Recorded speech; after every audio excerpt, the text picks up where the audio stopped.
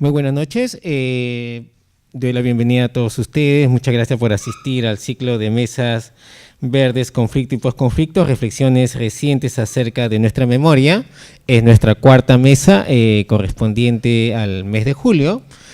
Tenemos para ello la presentación de una investigación bastante interesante realizada por Elima Albacete Espinosa, a la cual agradecemos su participación.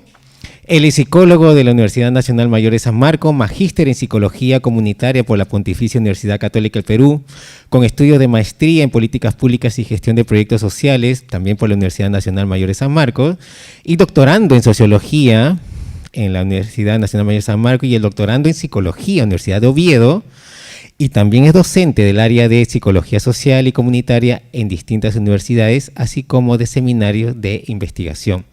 Él tiene una investigación bastante interesante que nos va a pasar a presentar, que se llama Alternativas Pacíficas ante la Violencia Política desde los ex militantes del Partido Comunista del Perú, Sendero Luminoso.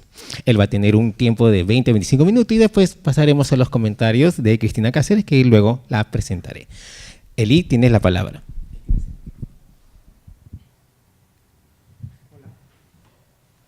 Hola, muy bien. Buenas noches con todos y todas. Muchas gracias, Dinic, por la invitación y a todos por estar presentes aquí en esta pequeña mesa verde. Bien, el tema que vamos a tratar a continuación es sobre alternativas pacíficas frente a la violencia política de parte de los ex militantes de Sendero Luminoso. Es interesante también ver este asunto de alternativas pacíficas, ¿no? Cómo se combina, cómo podemos cruzar en un mismo título alternativas pacíficas y por el otro lado militantes de Sendero Luminoso, ¿no? La primera acotación que hacer por aquí es que se trata de personas ex militantes, o sea, de personas que han dejado de pertenecer a Sendero, ¿no? Personas que ya no pertenecen y que se ubican dentro de un grupo que ellos se autodenominan como desvinculados, es decir, gente que ya no tiene o ya no quiere guardar ninguna relación, ningún acercamiento con Sendero Luminoso. Y esto es muy interesante, porque si nosotros, por ejemplo, entrevistásemos a personas que siguen aún en la línea de pensamiento de Sendero Luminoso, como por ejemplo los Proseguir, los acuerdistas y demás, vamos a encontrar discursos totalmente distintos, porque esas personas, al contrario de los desvinculados, si buscan continuar, digamos, con una lucha, sea en algunos casos política, como el caso de los acuerdistas, o sea en un caso más de corte militar, como los Proseguir, ¿no? También recordemos que hablar de Sendero no es hablar de un todo uniforme, ¿no? Es algo que también se suele malinterpretar, que pensamos que Sendero solamente son, o todos los que pertenecen a Sendero tienen la misma identidad, o tienen la misma metódica, o tienen el mismo actuar. No necesariamente, no necesariamente. Ahora ya viendo en mi tesis, en la última tesis que estoy haciendo sobre identidad política, que no es algo que voy a presentar acá, quizás será para otra mesa verde o qué sé yo. Necesariamente, ok. Entonces, lo que he estado viendo, por ejemplo, también es que hay gente que se radicaliza, o sea, hay gente que está muy radicalizada, pero que no necesariamente se adscribe a comportamientos terroristas, ¿no? Pero también hay gente que hace o ejecuta comportamientos terroristas, pero que no necesariamente se encuentra radicalizada políticamente. Entonces, encerrar a toda la gente de Sendero en un solo conjunto y decir que todos son lo mismo, conllevaría también a llevarnos a error, porque hay gente dentro del mismo Sendero, hay gente también que ha participado de muchas maneras, ¿no? Y entonces, dentro de esta gente que ha participado de muchas maneras, hay quienes, habiendo ya participado, encuentran un momento para salir, para dejar, digamos, este grupo, y justamente con estas personas es sobre las cuales vamos a trabajar, ¿no? A ver, ¿qué podemos decir para empezar? Hubieron muchos estudios sobre conflicto armado aquí en el Perú, muchísimos estudios. La gran dificultad de esos estudios que yo encuentro en el 2010, cuando presento mi tesis de grado sobre análisis cualitativo de estudios psicológicos sobre violencia política ahí en San Marcos, es que no habían estudios ejecutados desde los perpetradores. Entonces, los principales estudios estaban elaborados desde la víctima, ¿no? Como se les denomina, estudios más victimocéntricos, ¿no? Que se centran en estudiar, pues, todas aquellas situaciones que han ocurrido con las víctimas, que está muy bien, ¿ok? que está muy bien, tampoco se malinterpreta acá que yo no desee que se estudie eso, está bien que se estudie, ¿no? El asunto es que la mayoría de estudios fueron por esa línea.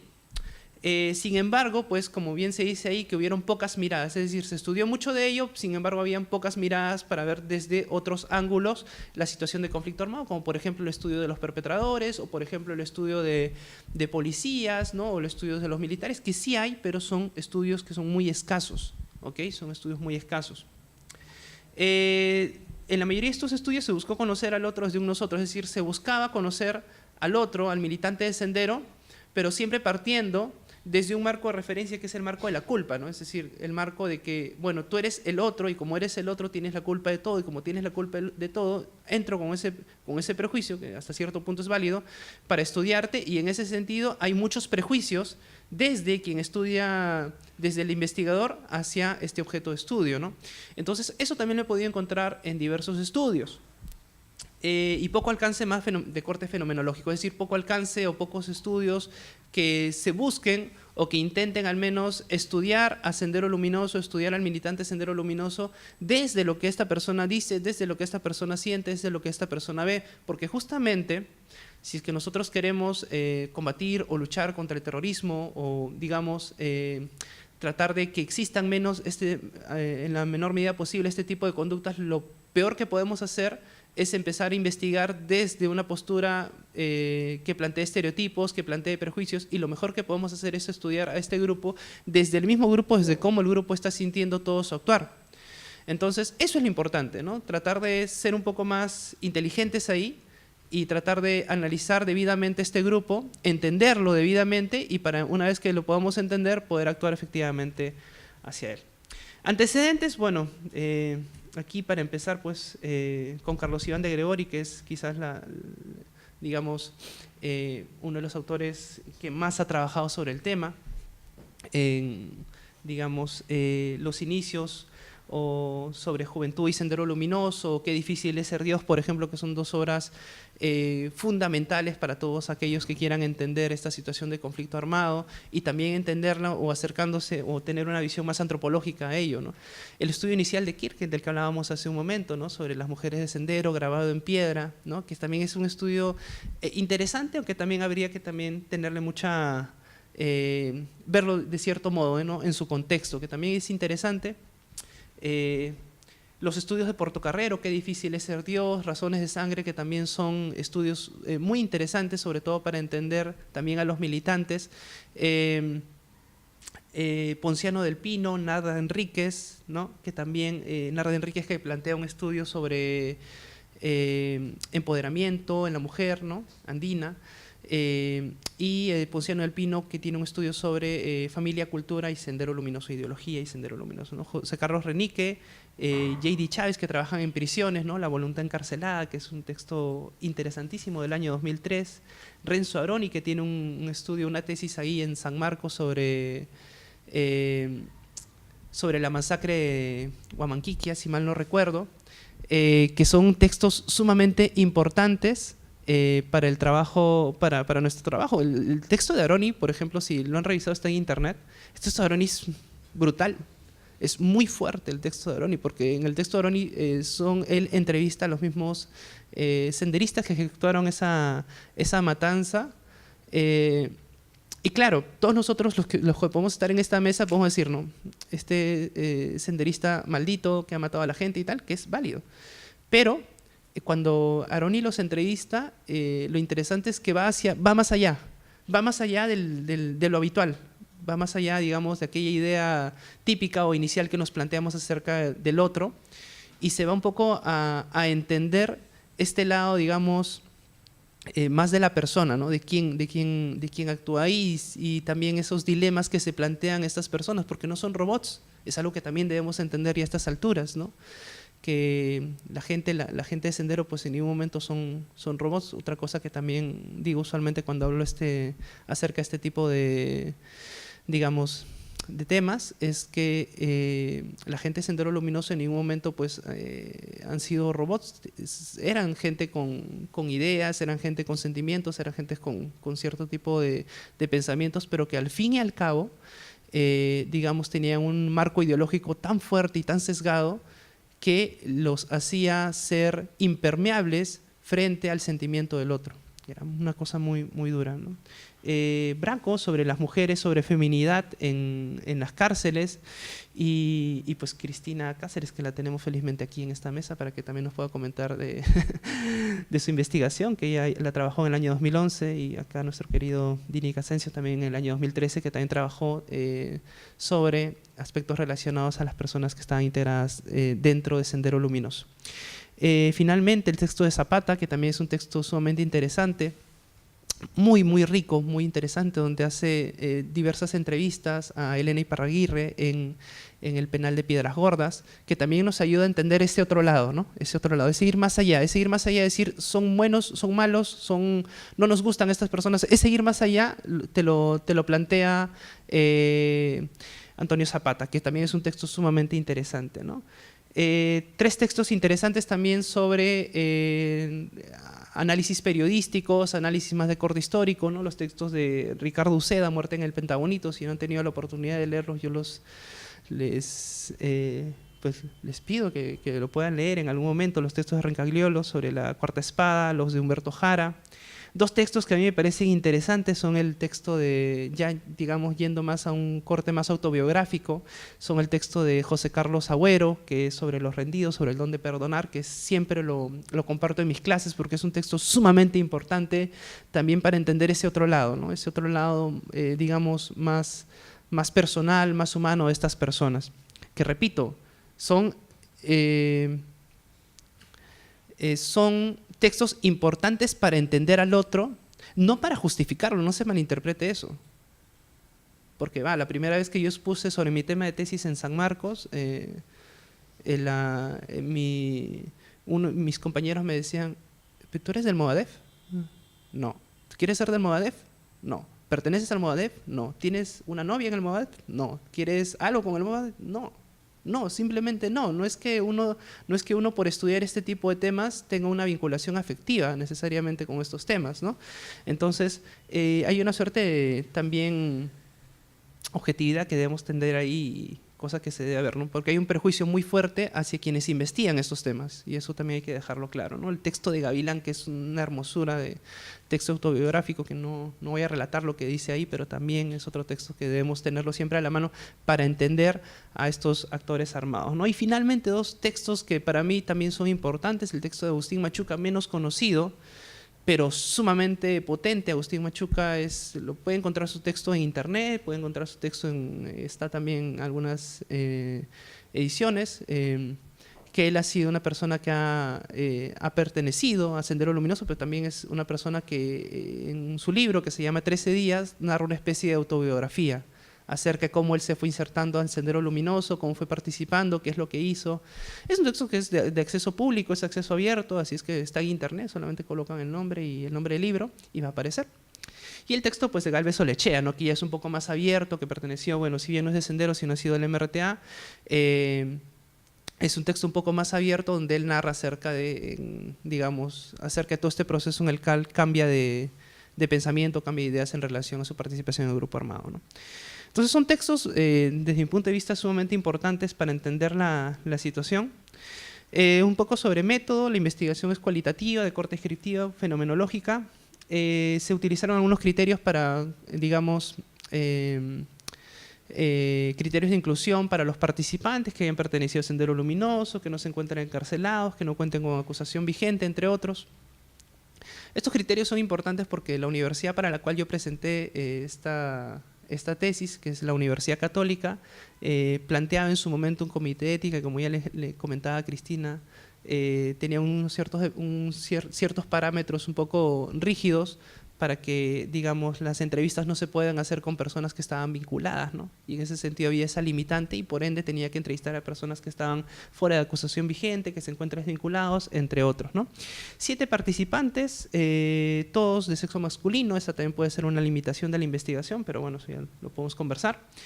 Entrevistas a profundidad de corte semiestructurado, el consentimiento informado, que ustedes se imaginarán cómo aplicar consentimiento informado a estas personas, ¿no? Es una cosa difícil, ¿Cómo le dices a esta persona que ha sido senderista, que está desvinculado, oye, ponme acá tu nombre para que me dejes grabar o que me dejes publicar? Esto es muy difícil.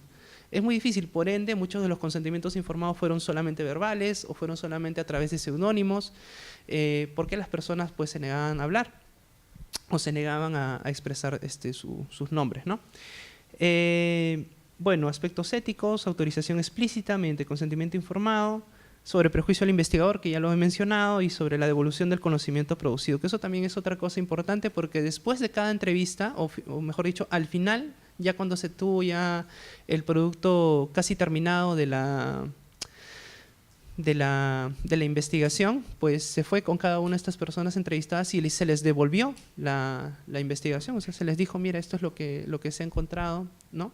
Ese es un proceso ético y metodológico que conduce a mejorar la validez de la investigación. O sea, no crean que es una cuestión que se me ocurre a mí, sino esto es importante para saber que la persona efectivamente, o tú estás reflejando lo que dice debidamente la persona, porque pasa muchas veces que muchos investigadores recogen información desde la persona, los traducen, los transforman en función de sus marcos ideológicos, teóricos, y transforman totalmente lo que había dicho la persona inicialmente. Y entonces cuando la persona lee lo que han escrito sobre ella, pues para empezar encuentra una desazón, ¿no? Y se muestra en contradicción con lo que esa persona realmente piensa, y eso puede afectar también la validez de la investigación. Entonces, en este caso, para un poco fortalecer la validez de la investigación, se trabajó con la devolución del conocimiento producido. Como sé que el tiempo no es... voy a pasar directamente al tema, sobre la construcción de la paz social, que es lo que nos interesa. Veamos. ¿Qué nos dicen? Esta es una cita de una de las personas que entrevisté, y él siempre hacía referencia al relato de la Odisea, ¿no?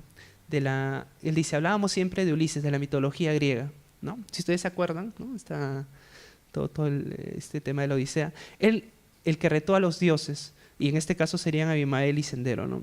Mira cómo lo llevan por ser rebelde, por ser jodidos. Ah, lejos. Y cuando regresa a Ítaca se encuentra que su mujer lo traiciona, su hijo crece, entonces pasaron muchas cosas, ¿no? Y adentro me sentía como Ulises. Es una parte muy interesante, es un texto muy fuerte de uno de los entrevistados, porque justamente narra aquel proceso en el cual él, digamos, se va a enfrentar, ¿no? Se va a enfrentar a los dioses, ¿no? Se va a enfrentar pues a una estructura, se va a enfrentar a todo un estado, pero luego regresa, ¿no? Luego regresa y se encuentra que ya hay muchas cosas que ya han pasado y sobre las cuales él no ha participado, ¿no? Y en su historia de vida, cuando la persona narra en la entrevista todo lo que ha vivido, justamente se dan este tipo de vivencias de las cuales él ha perdido, ¿no? O él siente que no ha podido alcanzar. Por ejemplo, el hecho de que a sus 41 años, él me decía, ¿no? Que no era padre de familia, ¿no? Que no tenía hijos, que no tenía descendencia, ¿no? Entonces, para él eso era significativo. El proceso o las alternativas de paz que plantean estas personas se plantean desde tres ejes importantes. Uno a nivel individual y relacional, otro a nivel comunitario y otro a nivel más del Estado, a nivel social, ¿no? Las primeras que voy a relatar acá son, digamos, los ejes de corte individual e interpersonal. Por ejemplo, ¿qué es lo que nos dicen algunas de las personas, ¿no? Es una cuestión natural. Si te peleas con alguien, tienes una reconciliación, reconoces tus errores, asumes tu responsabilidad. Claro, pedir perdón. Es uno de los elementos de un momento de lucha que intentamos sembrar, ¿no? Justamente esto es lo que narra uno de los desvinculados, ¿no? Una cosa interesante con los desvinculados, ahora que hablo este punto acerca de ellos, es que en el caso de los desvinculados uno sí puede llegar a encontrar hasta cierto nivel cierto tipo de arrepentimiento. Es decir, sufren por lo que han hecho, buscan pedir perdón y buscan pedir una restauración frente a lo que han hecho. Hablo de los desvinculados, a diferencia de los que aún continúan en la lucha de proseguir, en la lucha proacuerdista, que son personas que no muestran arrepentimiento con respecto a lo que han hecho. En la tesis actual que estoy haciendo, encuentro una de las cosas que es sumamente importante. Cuando yo le pregunto, por ejemplo, a una de las personas, ¿y qué sientes o de qué te arrepientes de todo lo que has hecho? Lo que esta otra persona de esta nueva investigación me dice, yo de lo único que me arrepiento es de que me hayan capturado, porque si no me hubiesen capturado, hubiese seguido haciendo lo que estaba haciendo, ¿no? Entonces, por ejemplo, es un discurso radicalmente distinto al que presentan los desvinculados, ¿no? Por eso es importante hacer esta esta señalización clara entre quiénes son unos y quiénes son los otros, ¿no? Este perdón pues remite a un proceso de encuentro con el otro, es algo que nosotros también vemos ahí en esta primera etapa, ¿no? Este perdón, este pedir perdón con el otro repercute en la calidad de sus relaciones interpersonales y permite disminuir los prejuicios sociales. Martín Bernstein en el año 2009 que nos decía, ¿no?, que es importante que el hecho de pedir perdón se relacione o que guarde un estrecho vínculo o que se fusione con la performance de pedirlo. Es decir, que no solamente se trata de pedir perdón, sino se trata de actuar en función de ese perdón, ¿no? Porque te puedo decir, sí, perdóname por lo que he hecho, pero sigo haciendo lo mismo, ¿no? En cambio, en el caso de estas personas, no solamente era el hecho de pedir perdón, sino también actuar como si estuvieran realmente viviendo ese perdón, ¿no? Tras este proceso de problematización y reconocimiento de su responsabilidad, estas personas también generan una conciencia crítica con respecto al partido, con respecto a la organización de la cual inicialmente partieron, ¿no? Entonces, eso también es importante, porque si, por ejemplo, nosotros tuviésemos una especie, o digamos, políticas públicas mucho más acertadas que logren acoger a este tipo de personas y logren entender y comprender lo que están tratando de decir este tipo de personas, podríamos utilizar también ello para generar posibles políticas públicas para enfrentar o para ejercer un mejor enfrentamiento frente a posibles brotes terroristas, extremistas o qué sé yo. Entonces eso es importante. Pero si estas personas no se las asume, no se las toma en cuenta o simplemente se las excluye pensando que eran lo mismo que eran antes, pues simplemente no estamos avanzando en el proceso pues, de una mayor construcción de paz social, ¿no? Hay que entender también el hecho de los desvinculados desde ese punto, de en qué medida también nosotros podemos servirnos de ello, ¿no? El acompañamiento psicosocial, que también es otro aspecto importante, ¿no? ¿Qué es lo que dice esta persona, ¿no? El padre se refiere a Hubert Lanciers, ¿no? Hubert Lanciers, que tuvo una participación muy importante ahí con el grupo de desvinculados, que justamente los acompañaba para el trabajo de desvinculamiento, ¿no? El padre decía, yo no vengo por ti porque tú eres senderista, tú has hecho tarata, tú has hecho esto, ni nada. Nos enseñó a ver nuestra habilidad humana como seres humanos. Decía el padre, está preso, señor juez, señor coronel, vengo a cuidar su integridad física, moral, tiene derecho a vivir, ¿no? Eso me engrandeció, ¿no? El hecho de que lo viera o el hecho de que lo asume como, o el hecho de que el padre lo vea a esta persona como si fuera un ser humano, ¿no? Porque también, hago un paréntesis aquí, si nosotros vemos dentro de cómo se distribuyen socialmente estas personas que han participado en Sendero Luminoso, vamos a encontrar que el caso de los desvinculados es un caso muy particular. Porque, por ejemplo, en el caso de la gente de Proseguir o los acuerdistas, tiene un grupo mayor que los asume, tiene un grupo mayor que les da respaldo, ¿no? Los Proseguir tienen un grupo y saben que cuando suceda algo pues pueden acudir al grupo. Los acuerdistas tienen otro grupo, saben que pueden acudir a ellos. Los Proseguir en ese sentido no tienen una especie de grupo. Tenían un grupo dentro del penal, que era el penal en el pabellón 4C, si mal no me equivoco, donde estaban los desvinculados. Pero una vez que salen del penal no hay una especie de agrupamiento. Entonces, ¿qué sucede con los desvinculados? A los desvinculados, para ponerlo en términos bien claros, a los desvinculados no los quiere ni la gente de Sendero, porque los ve como traidores, ni los quiere la sociedad, porque la sociedad los sigue viendo como senderistas. Me dejo entender por dónde va esto, ¿no? Entonces, tiene una particularidad muy interesante el grupo de desvinculados. Entonces, su proceso o el proceso en el cual ellos plantean alternativas pacíficas debería ser escuchado, repito, si nosotros queremos establecer políticas digamos, para trabajar sobre este tipo de temas, ¿no? Es un espacio de expresión, el acompañamiento es un espacio de expresión y reconocimiento personal, propicia la recuperación personal, o sea, la alternativa que ellos plantean es que haya un proceso de mayor acompañamiento, digamos, de verlos como seres humanos, para que ellos a su vez puedan reconocerse del mismo modo. Lo más significativo para ellos no fue lo religioso, a pesar de que Hubert Lanciers trabajaba desde la iglesia, sino su encuentro con alguien que los valore como humanos. Esta parte también es muy importante, ¿no? Entonces, el hecho de sentirse valorados como seres humanos por parte de los otros. Fue decisivo para su proceso de rehumanización. Y esto también es una cosa vital, porque cuando la gente, ustedes saben que cuando la gente pertenece a Sendero, el individuo queda homogeneizado, ¿no? El individuo por parte del grupo queda homogeneizado porque dice, bueno, si ustedes acordarán estas frases de Mao o de Aymal Guzmán, ¿no? El individuo es un tornillo dentro de toda una máquina, ¿no? O sea, el individuo se pierde, el hombre tornillo, el individuo se pierde dentro de toda la máquina. Y cuando la gente de Sendero habla acerca del otro, por ejemplo, no lo refiere como persona, lo refiere como masa. Ustedes han escuchado ese término, ¿verdad? Lo refiere, no, es una masa, ¿no? Una masa vino y me dijo esto, ¿no? O la masa no quiso hacer esto. ¿Quiénes son la masa? La masa son los otros. Entonces, de uno o de otro modo, estar dentro o estar fuera de Sendero le quita, digamos, cierto nivel a la persona, es decir, lo deshumaniza.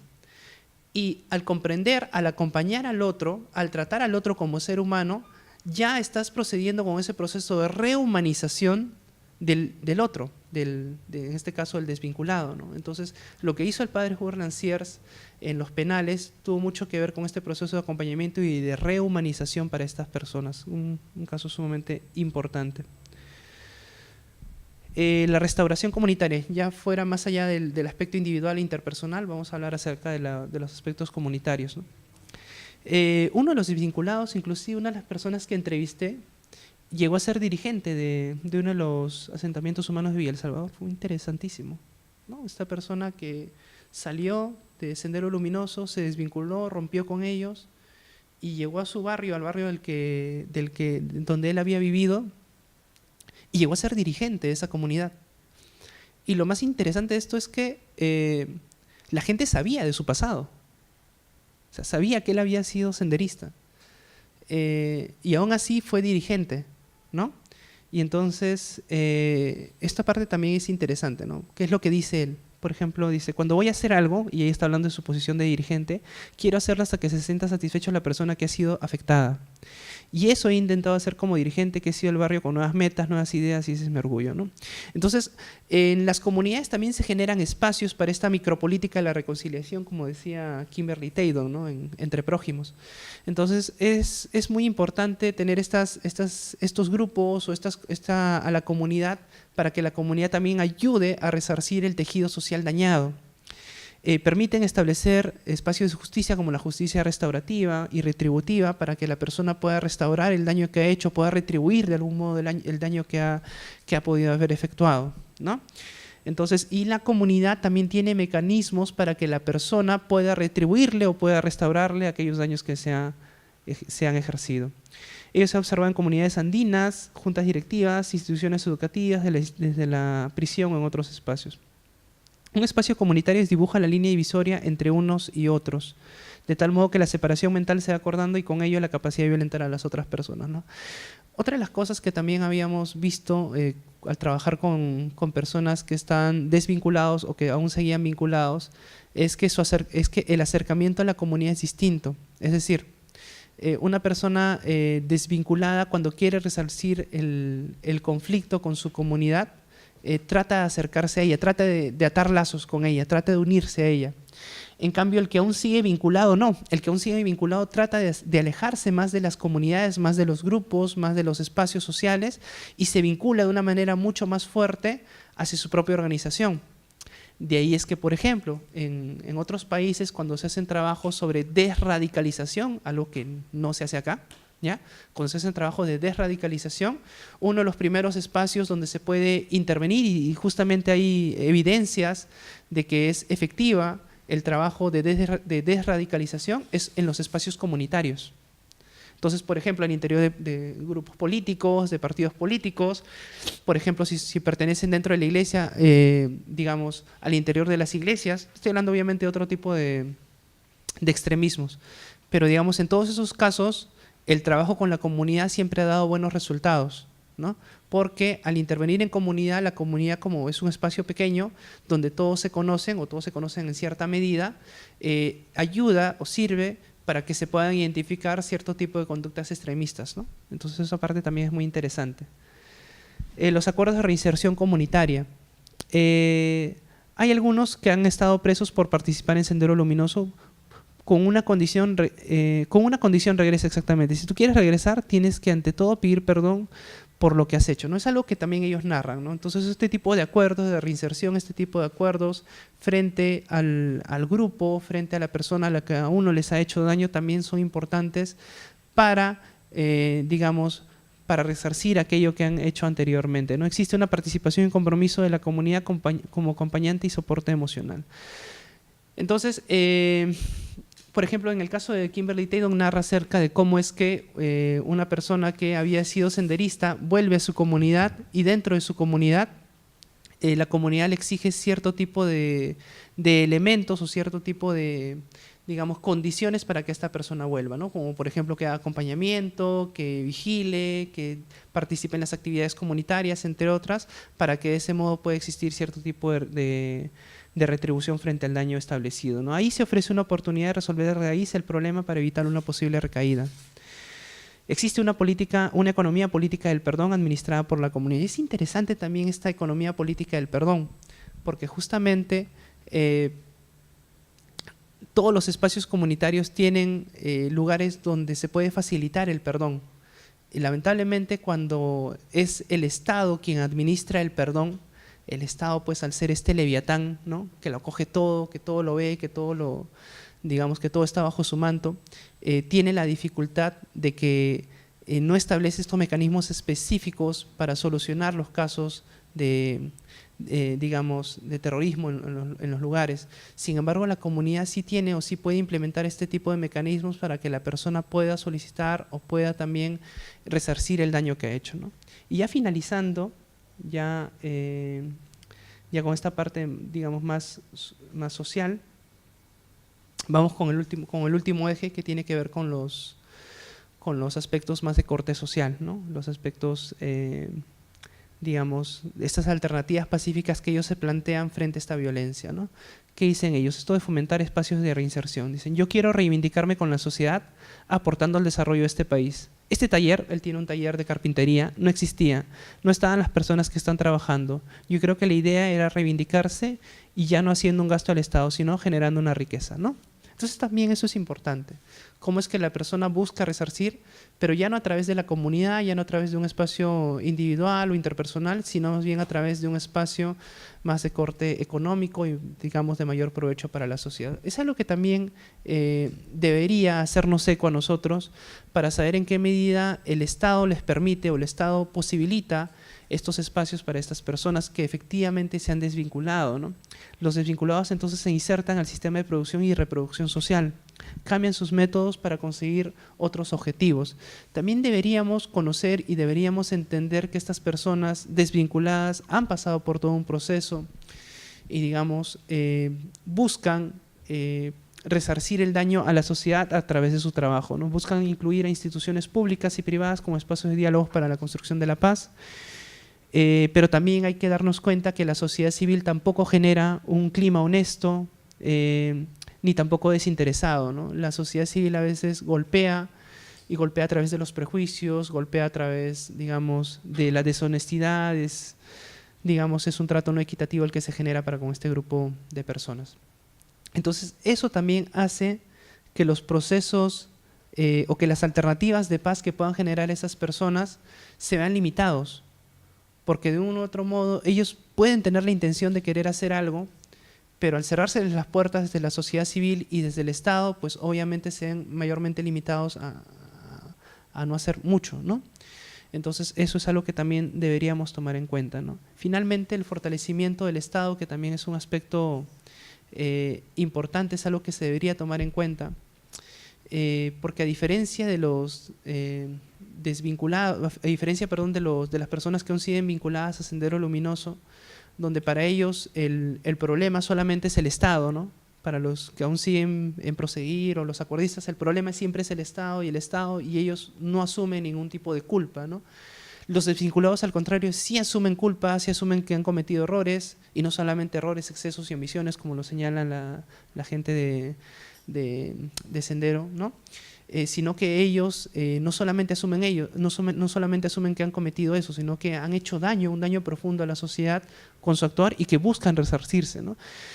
Es importante aquí que el Estado implemente medidas para la atención de este tipo de personas, ¿no? Que se fortalezca institucionalmente el Estado para que pueda atender y servir mejor a este tipo de personas. Es decir, el Estado tiene que ser un Estado mucho más preocupado, debe estar mucho más comprometido con su sociedad.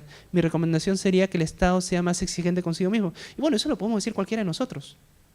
Cualquiera de nosotros puede decir eso. ¿Ok? Entonces, es algo que también es una crítica que señalo, no solamente comparten ellos, sino que también la compartimos mucho de nosotros, que el Estado no ha asumido con madurez el proceso de paz, ¿no?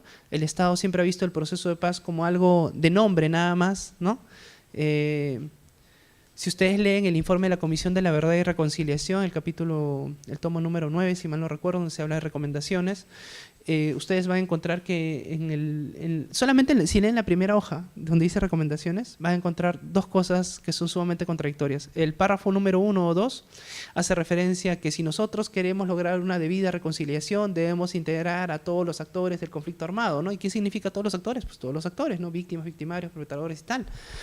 Si ustedes leen el párrafo 4 o 5 de esa misma página, va a encontrarse con lo siguiente: el Estado debe luchar por conseguir la reconciliación nacional sin incluir a las personas que han sido perpetradoras de estos actos. Entonces, es una suerte sumamente contradictoria y está en una sola hoja. Está en una sola hoja esto que les estoy diciendo. Entonces, la idea es saber cómo incluir al otro, saber hasta qué punto se puede incluir al otro, saber que por ahí lo vamos a señalar también de que hay unas verdades en disenso, ¿no?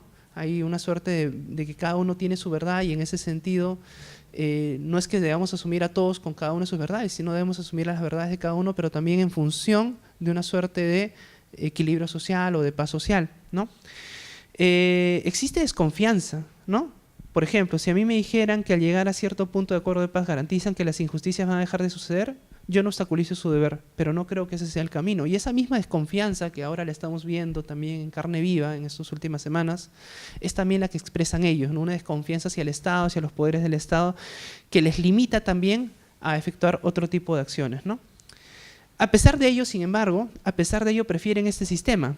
Vean lo que dicen: veo que este sistema no es perfecto, pero es preferible.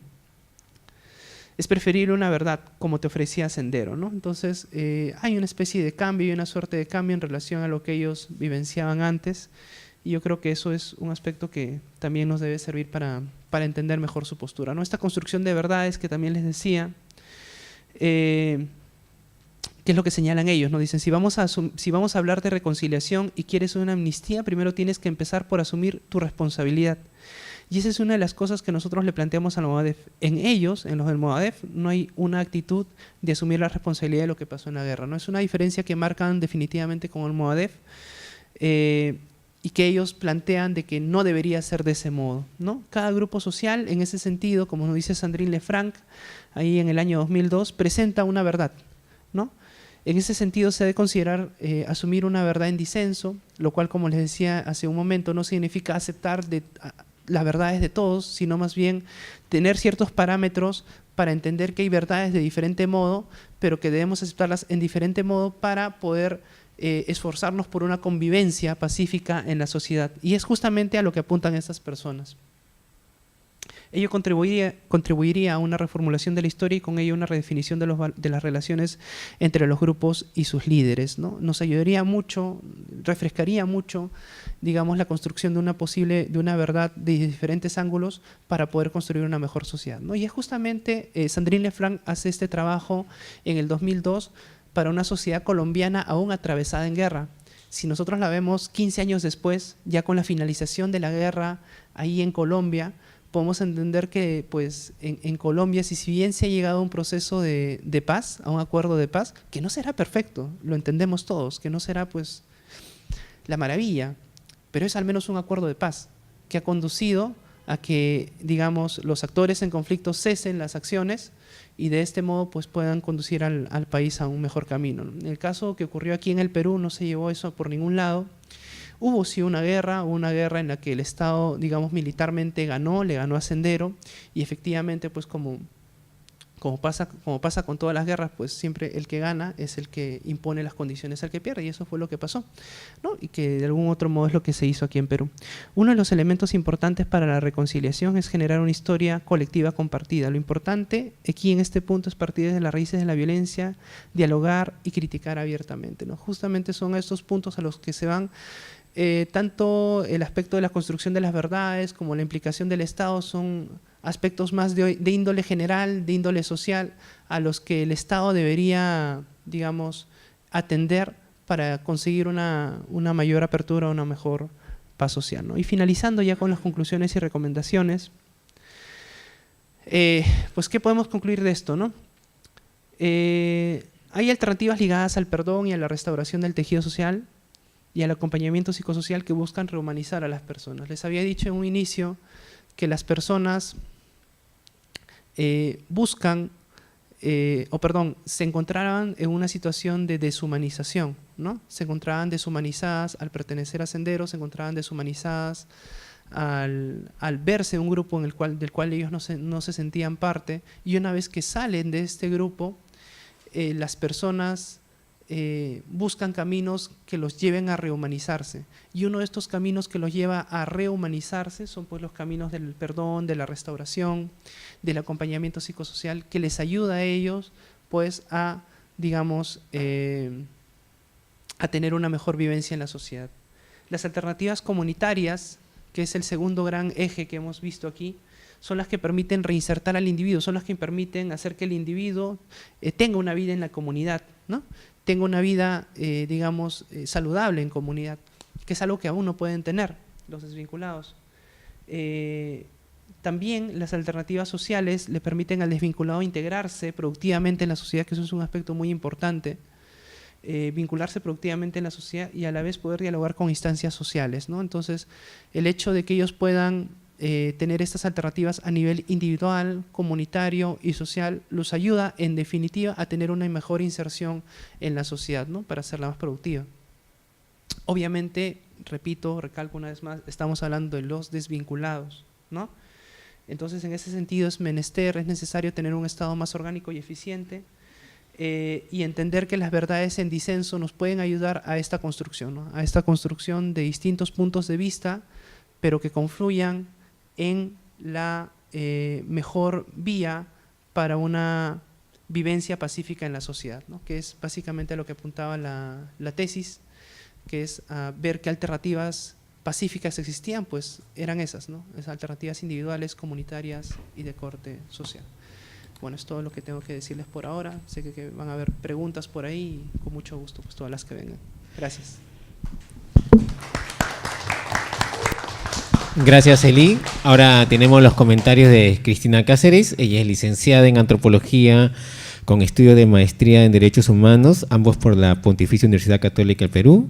Estudiante PhD en Filosofía, Arte y Pensamiento Crítico por la The European Graduate School y directora de Medusa en el Diván Films. Ella estará a cargo de los comentarios.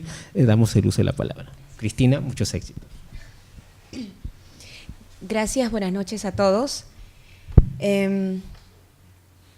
Quisiera comenzar un poco comentando un pequeño relato.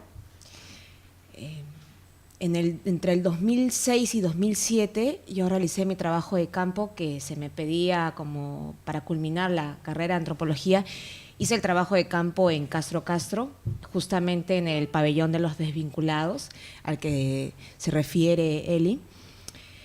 Y mientras conversaba con una de estas personas, él me contó una parte muy interesante en el momento en que él ya por su cuenta había decidido retirarse del partido y tenía que huir de mil maneras, y una de las razones por las que huyó fue porque quería retomar su vida de familia y porque hubo un hecho que a él le marcó mucho, que luego voy a retomar ese hecho.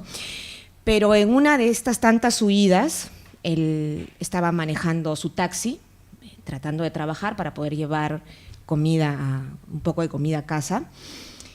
Y resulta que él perteneció a Socorro Popular y el taxi se le malogra y necesita llevarlo hacia un taller mecánico y lo lleva. y se había percatado de que lo habían seguido. Es una persona que estamos hablando que ya sabe si lo están siguiendo o no lo están siguiendo, ¿no? Entonces se da cuenta, levanta la mirada y tenía a 2 personas vestidas de civiles que no iban con ningún auto para que sea arreglado, ¿no? Inmediatamente estas 2 personas de civiles se le acercan y le piden su libreta electoral o DNI, no me acuerdo cuál de los dos. Y entonces él le dice, él no tenía, obviamente, un documento de identidad y le dice que no tiene. Pero él ya sentía que iba a perder, porque esa es la frase típica que ellos utilizan, de ya perdiste, ¿no? O sea, como que ya fue. Nuestro actual ya fue, sería, ¿no? Entonces, él le dice, no, lo he olvidado, estoy trabajando, le da 1000 excusas, y cuando se da cuenta que estos 2 civiles ya lo van a apresar, él grita, había más personas, y se pone en el lado o en el rol de víctima.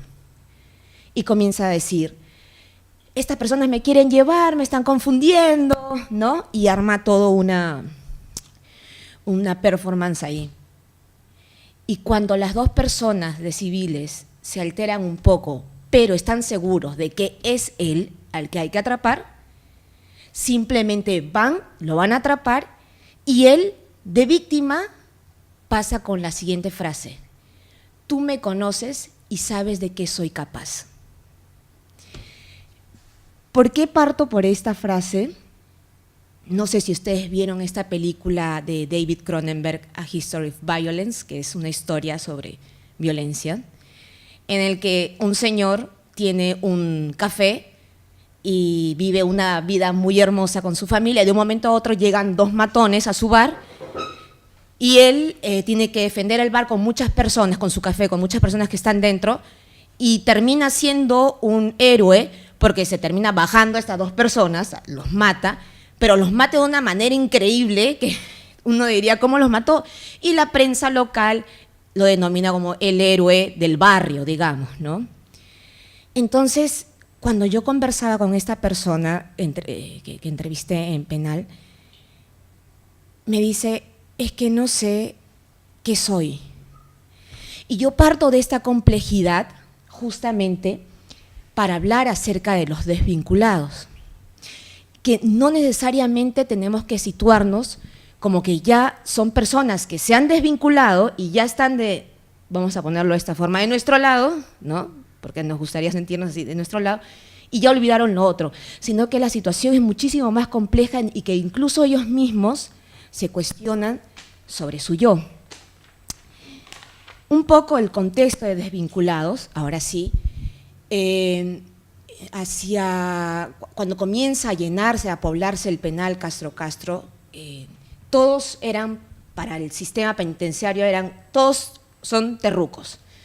No importaba si era de Sendero, del MRTA, no importaba si te habías desvinculado, no. Entonces, ¿qué ocurría? La situación era que mucha gente que ya se había separado, todavía no existía la palabra desvinculado, ya se había separado de Sendero, del MRTA, no querían estar en los mismos pabellones donde estaban realmente las personas que sí estaban organizadas y mantenían el mismo discurso senderista o MRTista. ¿Y qué sucedía? Eran maltratados, y esto sale en la CBR, eran maltratados físicamente y llegaban muchas veces a ser violentados, ¿no?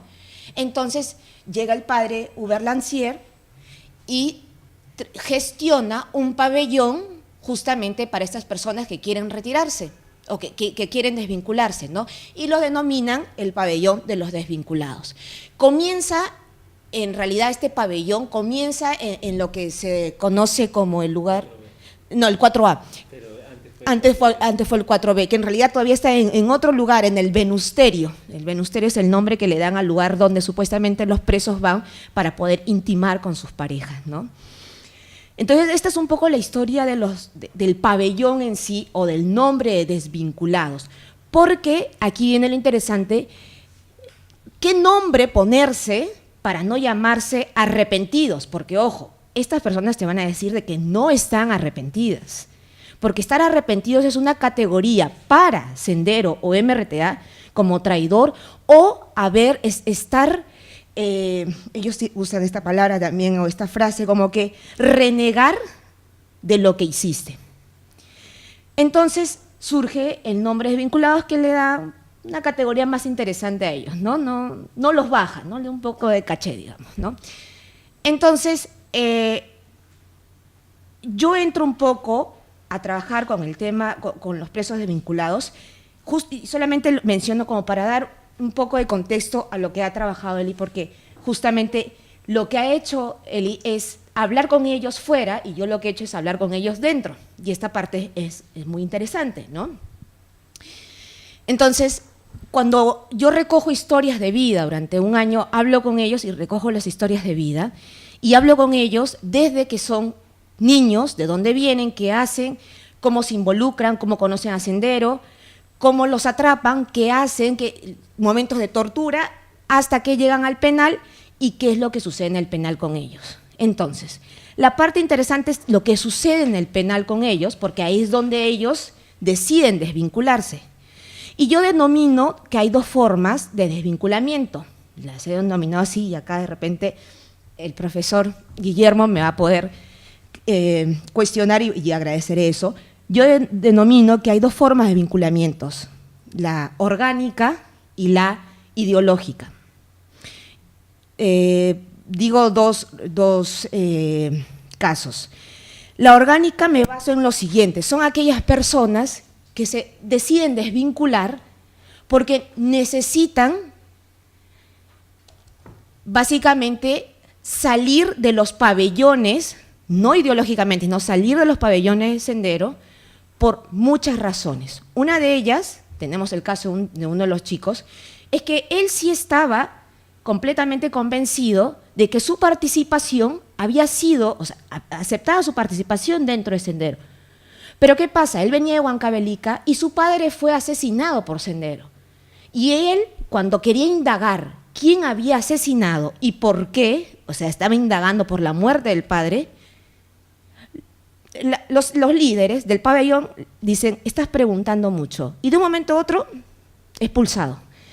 Y llega literalmente al pabellón 4A buscando un lugar, mejor dicho, buscando un lugar en todos los pabellones, son 12 pabellones del Castro, y donde lo pueden acoger es en el 4A, y lo acoge justamente Gálvez Olaechea, el que tenemos un libro sobre él, ¿no?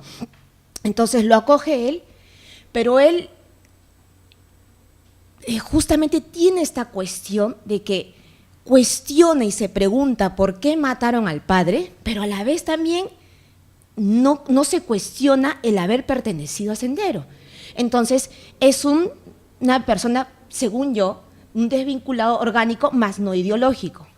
El otro caso, también como desvinculado orgánico, es que Santiago, le he puesto este nombre, sufría de úlceras, es decir, por todo el proceso de tortura que había pasado, comienza a sufrir una gastritis muy severa y él necesitaba un tratamiento de dieta especial, pero todos deben comer por igual en el pabellón de los organizados. Y la comida que le llegaba por parte de su familia y su medicina para que él pueda estar bien era repartido entre todo el pabellón. Y claro, no era líder, era un chico de 20 años capturado, 18, 20 años capturado y que era uno más, entonces decide desvincularse porque necesitan un mejor tratamiento y se va al pabellón 4A. Pero están aquellos que realmente son los desvinculados, que rompen, y hay un proceso muy interesante con el tema ideológico. Y este es el caso de José, de esta persona que yo les digo que le dice, del caso este del taxista, ¿no? Él me cuenta que en el último atentado que planificó, porque él lo planificaba, no lo ejecutaba, ocurre un error, y el error fue que en realidad él mandó a matar a un profesor dentro de su barrio, ¿no? porque estaba hablando mucho. Y hablar mucho significa que hablaba mucho en contra del sendero, ¿no?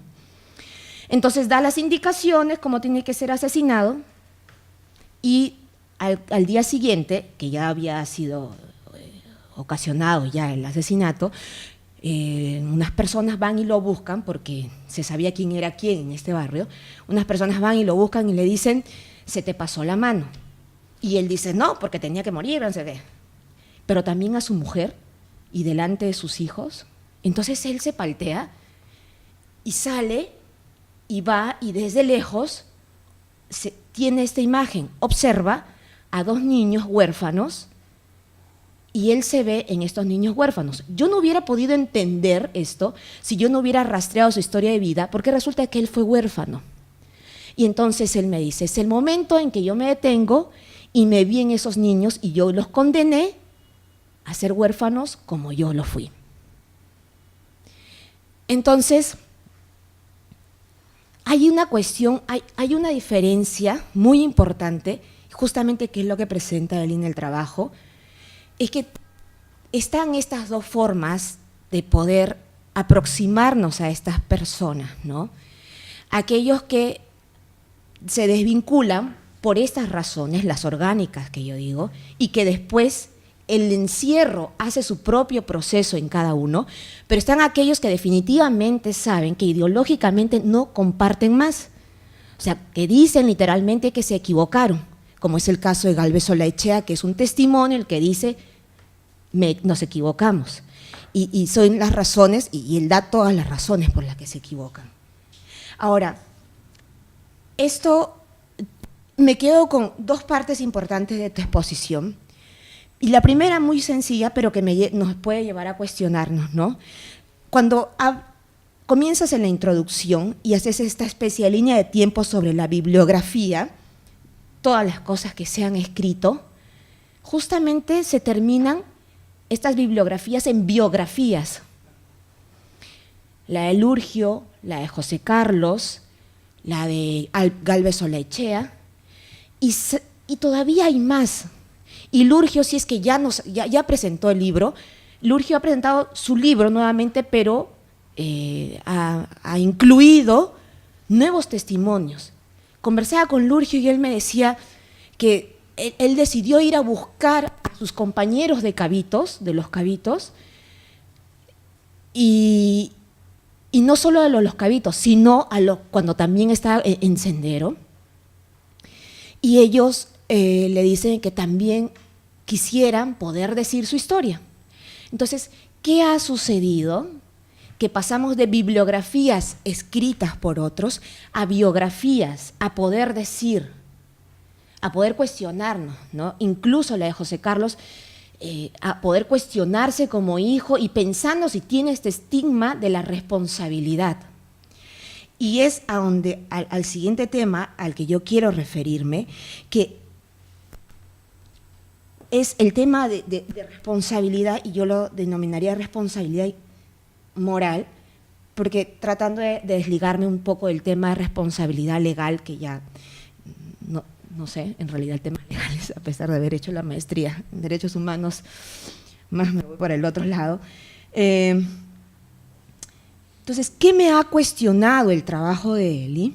Es, a partir de una frase que tú has dicho, y yo la pongo entre signos de interrogación, ¿se encontraban realmente deshumanizados?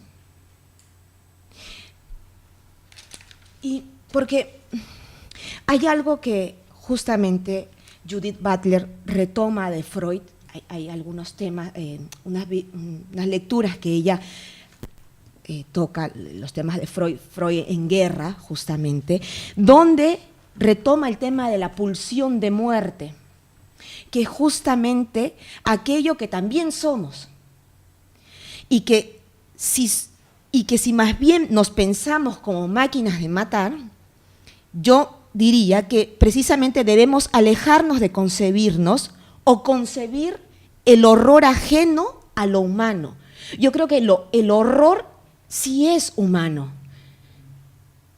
Y ahí es donde tenemos que justamente cuestionarnos, ¿no? es esta cuestión de pulsión de muerte, de lo que se refiere Judith Butler a partir de Freud. Entonces, las citas que pone Eli me parecen sumamente interesantes. Dice, de otro lado, al generar una identidad grupal, la responsabilidad de los agresores recae en todos y en ninguno a la vez. Es anónima, impune de tal modo que se genera una desindividuación en estos. Podría ser, sí, hay una desindividuación, o sea, dejas de ser individuo quizá, pero no humano. Y considero, porque mira, lo que dice en un relato, lo que faltaba en el penal era la libertad física, pero mi libertad, el yo no era yo Renato, yo era de un grupo, yo era Sendero, yo no era el verdadero yo, ese individuo no existía. Yo considero que este es el primer paso de reconocimiento de ellos mismos como sujetos, ¿no?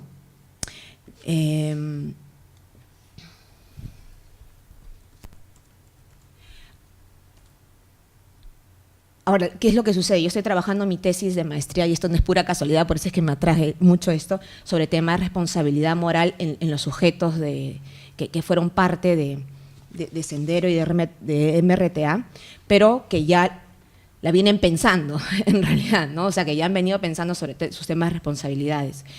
Y hay algo a lo que me refiero, y con esto ya casi termino, es tomo algo bien interesante que menciona Arendt, Hannah Arendt, sobre el tema de la soledad y la solitud.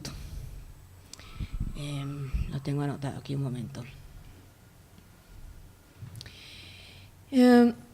A lo que se refiere Arendt, bueno, para comenzar es lo siguiente, es examinar estos discursos en torno a este tema en función de dos maneras. Por un lado, la responsabilidad personal, que se concentra en las culpas que los sujetos asumen y atribuyen como causa de acciones individuales. Por otro lado, la responsabilidad política, que se concentra en las responsabilidades de que los sujetos deben asumir por su colaboración directa con injusticias estructurales. A lo que yo decía sobre Arendt, a lo que se refiere a Arendt, es que cada acto nuestro implicará un sentido de respuesta con nosotros mismos, y habrán aquellos actos que no nos dejarán vivir con nosotros mismos. Esta sensación va más allá de la conciencia de mí mismo. Según Arendt, estar conmigo mismo y juzgar por mí mismo es algo que se articula y actualiza en los procesos del pensamiento, y cada proceso de pensamiento es una actividad en la que hablo conmigo mismo acerca de todo aquello que me afecta. Esta suerte de diálogo consigo mismo es lo que Arendt denomina solitud. Diálogo silencioso conmigo mismo, distinto a cualquier otra forma de estar solo, tales como la soledad y el aislamiento. Una cosa es estar en soledad y otra cosa es estar en solitud. Se marca la diferencia en el sentido que la solitud son dos personas, el yo junto con alguien, y para ello somos capaces de identificar que hubo una especie de cisma, una interna dicotomía en la que me hago preguntas a mí mismo y recibo respuestas. ¿Por qué lo considero? Porque en una parte Eli menciona lo siguiente, y habla acerca, justamente toma el concepto de Judith Butler sobre precarizar la vida, y cito lo siguiente que pone justamente Eli. Si ciertas vidas no se califican como vidas o desde el principio no son concebibles como vidas dentro de ciertos marcos epistemológicos, tales vidas nunca se considerarán vividas ni perdidas en el sentido pleno de ambas palabras. Cierro comillas. Por tanto, para el Sendero Luminoso, muchos de sus militantes ya estaban muertos antes de serlo, en el sentido en el que ya no existías y te podía mandar, y justamente lo que hablábamos, hay dos momentos importantes de Sendero cronológicamente, digamos, hablando. La parte en la que ellos están trabajando sin necesidad de correr contra el tiempo, y la parte a partir del 86, 88 en el que ya necesitan entrar y aceptan, digamos, cualquier individuo que entre, ya no hay ninguna capacitación, digamos, ideológica, sino que entras directamente a matar. Entonces, ¿qué es lo que sucede? ¿Por qué tomo esto? Cuando hablas de que quizá sus militantes ya estaban muertos antes de serlos, posiblemente sea eso. Y si es eso, yo creo, y esta es la parte interesante del encierro, que en el encierro la recuperación de sus yos podría considerarse como un proceso importante y no necesariamente como producto de una política penitenciaria de reestructuración de individuos. Es decir, el encierro no como institución penitenciaria, sino como un proceso mismo de encierro, a ellos les ha permitido, desvinculados, a ellos les ha permitido estar en esta situación de solitud de lo que nos habla Hannah Arendt. No, creo que llego hasta ahí. No sé, creo que puedo abrir el panel para las preguntas. Gracias. Gracias, Cristina. Bueno, abrimos a las preguntas, comentarios que quisieran hacer. Bueno, yo voy a empezar ya, y después vamos viendo quién más sabe por ahí. Una de las cuestiones que me llamó bastante la atención es este tema de, como tú lo planteas, los desvinculados. Lo que dice Cristina también es bastante interesante al señalar en su investigación sobre los dos tipos de desvinculados, el orgánico y el ideológico. Y si pues, en las entrevistas que yo también recogí en una oportunidad, esta construcción de los pabellones desvinculados es una historia bastante rica e interesante que me imagino que tú debes tenerlo. Cómo se da ese proceso, cómo se da esa ruptura. Son personas que han estado mucho tiempo con la organización, son personas que su vida ha sido regida por el partido las 24 horas. O sea, entonces es el rompimiento a ese vínculo es también tortuoso, que no se ve mucho la complejidad en la investigación, pero se da muy buena, interesante, todos los dilemas, o sea, las personas que de un momento a otro tienen que, hay una cita en tu tesis, esta persona que está armando su rollo para decir de una vez, basta, ya no, y sabe que al salir de la reja, no solamente de la celda donde está haciéndose la reunión, sino todo lo que tiene que reconstruir y salir del pabellón con un estigma, que ya lo plantea Cristina en el sentido, ¿con qué condición voy? ¿Con la separación orgánica o con la ideológica? Que sí, también hay de los dos. Entonces, es una cosa que sería muy bueno, interesante reconstruirlo a partir de los testimonios de los desvinculados, que hay una cosa también que en la parte final y en tus conclusiones está. ¿Necesariamente la desvinculación es un requisito para la humanización? O sea, ¿es necesario eso en las actuales circunstancias? Porque finalmente ellos han tenido que construir su propia reconciliación, o sea, han tenido que tejer su propio tejido social, reconstruir su tejido social. O sea, y me viene esta pregunta porque la situación de los que siguen vinculados de distintas formas, ya sea por distintos organismos que ellos han generado, tratando de hacer una vida política fuera de las prisiones. ¿Qué hacemos con ellos? O sea, también se necesita la necesidad del perdón, la necesidad de la desvinculación. ¿Cómo sabemos que están desvinculados o no están desvinculados? Porque aquí estamos hablando de los desvinculados que estuvieron en un pabellón 4A, que cuando Cristina nos estaba contando, el 4A fue en los años 90 el 4B. O sea, hasta inclusive la ubicación espacial de dónde deberían estar los desvinculados era como un golpe simbólicamente a la organización que era el 4B, que cuando ellos empiezan a reorganizar el orden de las letras, O sea, era 1A, 1B, 2A, 2B, 3A, 3B, 4A, 4B, que en los 90, no sé de qué manera se llamó 4B cuando no debía haberse llamado 4B. Bueno, ahí hacen el pabellón. Y también había otro pabellón que deben habértelo comentado, el 5A, que era una cuestión media así, como es un proceso, ya primero pasas al 5A, de ahí pasas un proceso de preparación, o sea, si es que realmente estás desvinculado, para la previa para pasar al 4A. Algo parecido así como en Chorrillos, ¿no? El A, el B, el C. El A, el cielo, el B, purgatorio, el C, el infierno, y el B, A, el cielo, el B, el infierno, el C, el purgatorio. Entonces, todos llegaban al purgatorio y de ahí se veía dónde pasaba, al pabellón A o al pabellón B.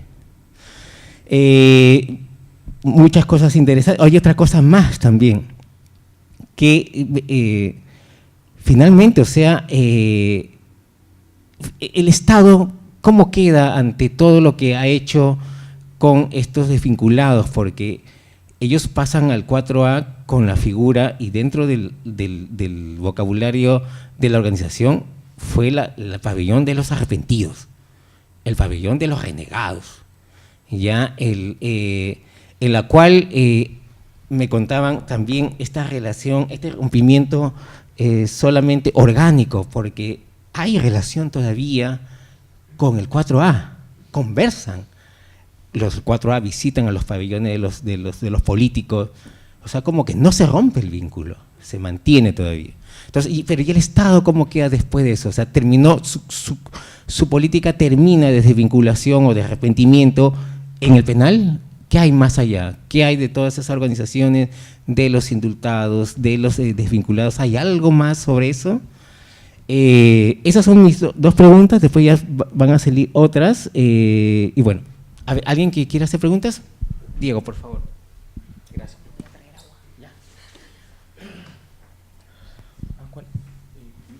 Sí, acá el señor. Y después atrás el señor de lentes.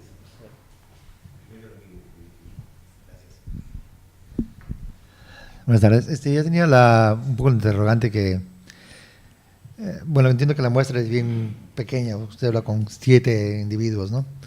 Pero el proceso de desvinculación, de recuperación del yo entre los dos periodos,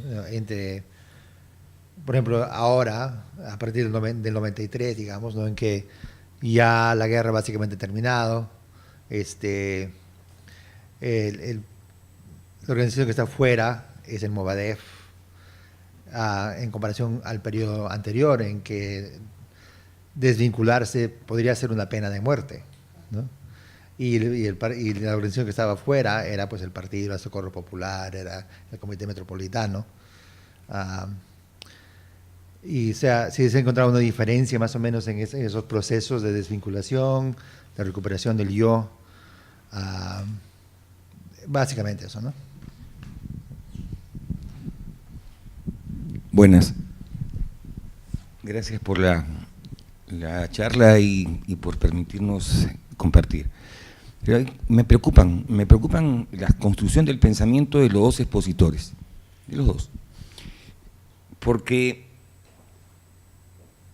el expositor inicial se refiere al Estado, y toca mucho el Estado, repite con mucha frecuencia la palabra Estado. Y yo me pregunto, ¿el Estado existe? Yo no sé si existe el Estado peruano. Se toca el tema los terroristas, el terrorismo. ¿Y por qué es terrorismo? ¿Por qué le decimos terroristas? ¿Acaso que no eran también llamados terroristas en el año 48 los compañeros apristas?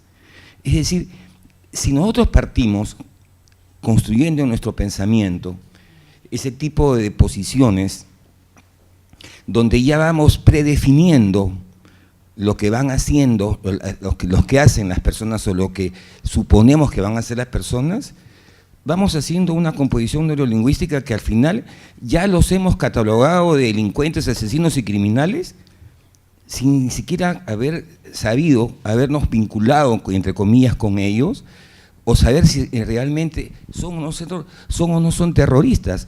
¿Qué cosa es un terrorista? Yo no sé qué es un terrorista.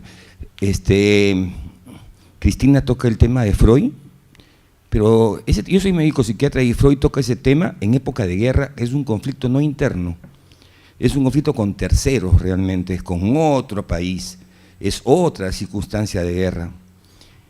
Pero más allá de eso, ¿en el Perú ha terminado la guerra, amigos? La guerra terminará cuando termine el hambre, la injusticia social, la injusticia. ¿Ha terminado la guerra? ¿Se quiere reformar el Poder Judicial como si reformar una oficina, cambiar de sitio estas mesas significase de que la gente va a pensar y va a actuar en otra forma? No, mientras que no se combata, no hagamos etiopatogenia realmente y busquemos la causa, no vamos a resolver nada, nada de nada realmente. ¿A quién se le tenía más miedo? Entre comillas, ¿quién genera más terror? Los señores que llaman esa oclocracia insertada en el aparato de gobierno que todos los días nos da el terror de que no sabemos lo que va a pasar, o estos 4 señores que hacían su bulla, que eran los únicos que hablaban en ese momento. ¿Cuántos peruanos hubiéramos querido tener, no sé qué, pero tener capacidad de hablar como hablaban ellos? De repente estas personas hablaban con armas, hablaban con gritos, hablaban tirando bombas, hablaban, no sé cómo hablaban, pero hablaban. ¿Y cuántos peruanos hablamos? ¿Cuántos peruanos se comprometen consigo mismos y hablan y dicen, yo quiero tener una nación así, así, una sociedad así, así, así? Ellos sí lo dijeron, pues, ¿no es cierto? En su forma, pero lo dijeron realmente. Ahora no se dice, ¿no? Entonces, si nosotros en el discurso de ustedes ya hablamos de terroristas, ¿y por qué no se dicen terroristas, de verdad? ¿A qué obedece que le dicen terroristas? ¿A ustedes les daba miedo esa época? ¿O esta época? ¿Qué época le daba más miedo? ¿Esa época, esta época, otra época? ¿Tenían terror? Lo que hicieron, lo hicieron porque mucha gente no lo hizo realmente.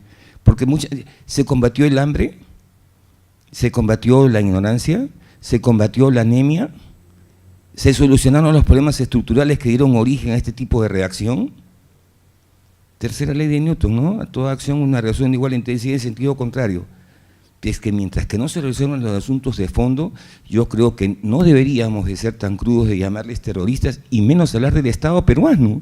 Esa cosa no existe. El Estado peruano es una ficción jurídico, político, social, que nos la venden por los periódicos para que creamos que tenemos Estado. Pero ¿tenemos Estado peruano? Es como que una persona esté casado con un hombre con una mujer de plástico o una mujer humana con un hombre de plástico. ¿Es su marido, es su esposo? ¿Y es de plástico? No es, pues, lo que no funciona como lo que es, no es. Gracias. ¿Alguien más? Buenas tardes. Primeramente felicitar a los ponentes y efectivamente me sumo a lo que decía la última persona participante, el doctor. ¿Por qué etiquetarlos, ¿no? ¿Por qué ese nombre exactamente de terroristas? Porque estaríamos etiquetando. También son terroristas lo que estamos pasando de hoy en día, hace pocos días. Entonces, ¿cómo serían ellos? Ahora, en el sentido, también para que se aclare un poco más la parte de hay que desvincularse para rehumanizarse. Y luego, sí, un poquito ya entonces, si hablamos con esa palabra tan clave de terrorismo, ¿no? ¿Cuál es la conducta real de una persona para etiquetarlo como terrorista? ¿Cuál es la conducta? ¿Cuál es el perfil que tendría exactamente para decir es terrorista? Y un poquito finalmente sobre Abimael. ¿Qué vendría a ser en este momento de la realidad? ¿Un desvinculado? ¿Orgánico? ¿Filosófico? Esas preguntas.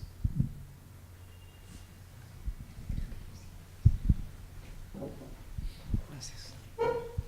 Bueno, en primer lugar, gracias a él y a Cristina. Y creo que uniendo como las dos intervenciones, tenía como 2 preguntas, ¿no? Si el ser desvinculado tenía algo que ver con el nivel de participación que habían tenido en la organización. Es decir, si habían sido en efecto militantes o habían sido miembros del Ejército Guerrero Popular o de Socorro Popular. No sé si había como una especie de, no sé, digamos, a manera intuitiva diría que los que no llegaron a ser militantes quizás son los que en efecto hicieron el proceso de desvinculación, ¿no?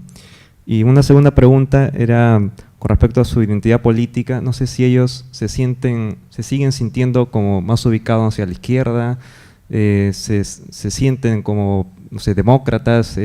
¿Cómo es que han configurado su identidad política, ¿no? Esas eran las dos interrogantes que tenía. Hola, buenas noches, Eli y Cristina. Muy interesante lo que han presentado. Mis preguntas son para Eli. Bueno, es una pregunta compuesta, ¿no? La primera parte no necesariamente tienes que responderla, ¿no? Pero va de esta manera.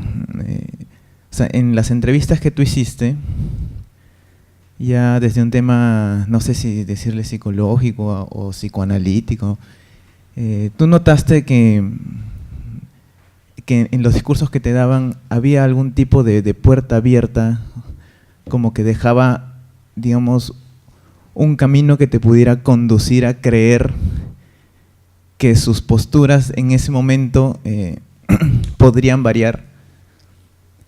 Es decir, que esta ya no es la convicción de lo que ellos te han dicho de estar fuera de sendero es algo que se va a mantener. O si eso podría cambiar. O sea, en ese sentido, en general, ¿qué factores crees que podrían hacer que estas personas pudieran hacerlas regresar a pensar como antes o hacer las cosas que hacían antes, ¿no? Eso.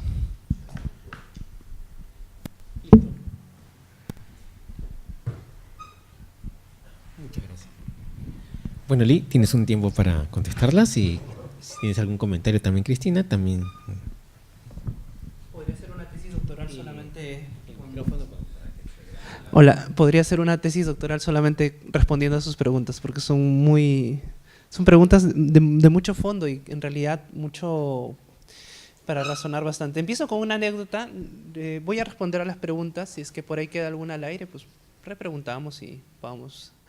No aseguro tener pues todas las respuestas, pero sí al menos las preguntas que puedan haber puedo responderlas de algún modo.